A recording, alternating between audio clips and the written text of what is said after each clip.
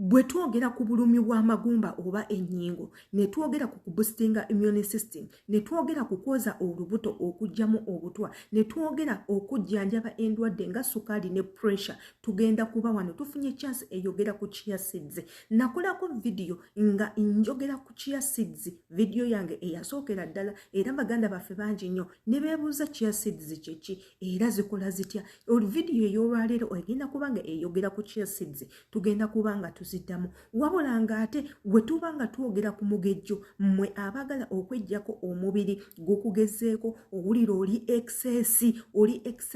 you have excessive fats into your body nga gw'obuuza ngenda kuzijjako ntya era tetugenda kwerabira chia seeds zigenda kubanga zikuyamba bwe twogera ku mutima mmwe abalina omutima nga gukuluma oba sekyo ng'oyagala guteeka in shape gubeere omutima gwo nga guli in shape in good conditions nga teguyina buzibu tetugenda kwerabira chia seeds zino eno z'amaanyi nnyo kambagambe ziri so magical bw'oba omanyi engeri yozikozesaamu tugenda kubanga twogera engeri yozikozesaamu mu katambi kano kennyini wabula nga gwe atasubscribing akatambi kano togenda kukafuna yadde nga kamakulu nnyo okeetaaga naddala mwe baganda bange abali e Bulaaya abakola mu biyumba obutambi bwe buti mu bwetaaga tubogera nga abasaaga tubanga abali mu byokunyumya obunyumya ng'olabanga akatakunyumira naye information erimu obeera ogyetaaga yenze Shila Adita teweerabira kubanga osubscribinga ekigambo subscribe wekiryawo notification ekulyawo waggulu gwe gikwate ngamba akadde awo buli video yonna gye tuteekako nawe egenda kubanga ekutuukako likinga video bw'oba omaze okugiraba giviewing ogilikinge commentinga teweerabira linnya lyo liteekawo awo wansi n'ekifo muwangalira nja kuba nkutumirako nga bwe mbadde ntumira ku bantu abalala nga bwe ntumidde ku Faith mu Saudi Arabia nga bwe ntumidde ku Naalongo Nakato mu Saudi Arabia ne baganda bange abalala bangi nnyo nammwe nja kuba nga mbatumirako kasita munaanterawo message ne muŋŋamba obatumirako nja kuba nkikola mu bunnambiro nnyo woba osobola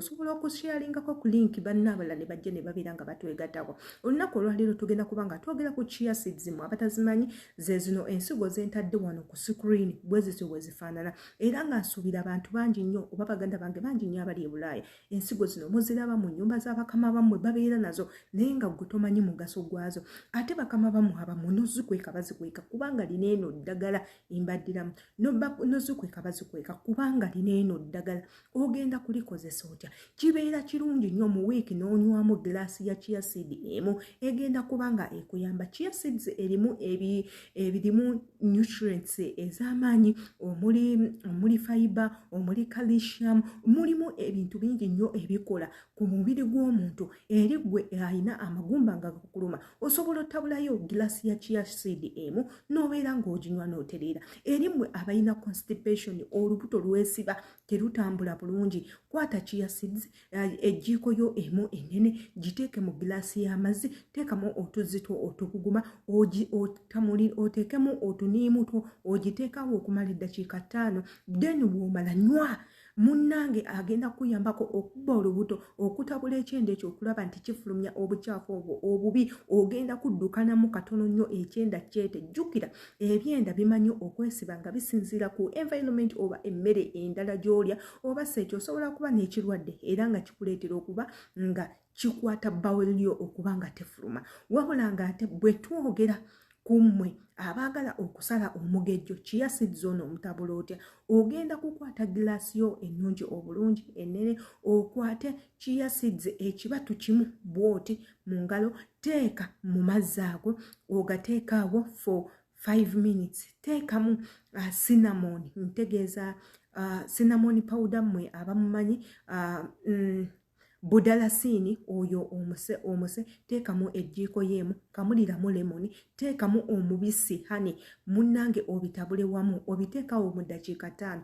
bibeere wali chia seeds ezo zisobole okwekamulamu biri ebirungo byonna ebirimu nywa amazzi ago agali mu chia seeds gagenda kuyambako okubanga gasala excessive fats ekyo kikole buli lunaku bw'oba olina obudde oba once a week ojja kubanga osala omugejjo eri mmwe abayina amagumba nga gabaluma ne bw'oba tomunywedde osobola okumira obumizi ensigo ezo jjukira nabagambe mu vidiyo eno ng'etandika nti chia seeds ezo zirimu calcium oyo akola ku magumba gy'okoma okuba n'amagumba amanafu gasobola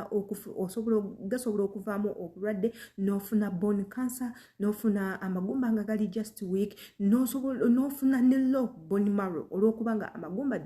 tegafunctioninga bulungi. Naye bw'omirayo chia seeds obwo bujja kuyambako okulaba nti nno munnange you are in shape. Eri mmwe abalina emitima nga gukukuba buli ddakiika, omutima gutyemuka buli ddakiika, obeerawo teweetegeera, nywayo giraasi eya chia seed ogenda kuba ng'otereera. Ogwe eyeetaaga okuboostinga immune system yo ebeere nga eri bulungi, nga weetaaga ebiriisa mu mubiri gwo bibeere nga bikuyambako mu kukuza enviiri, amaaso okuba nga galaba bulungi nga meeru, ebintu ebyo byonna kwatayo chia seeds glass, take it once a week, ogenda kubeera bulungi, ogenda kufuna obulamu obulungi. Kati nno those are some of the smallest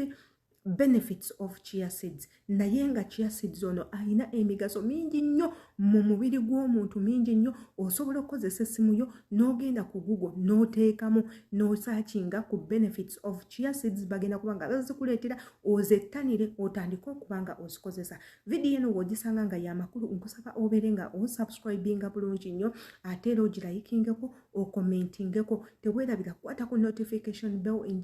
Buli vidiyo gye tunateekayo egenda kuba nga nawe ekutuukako, embaagala nnyo.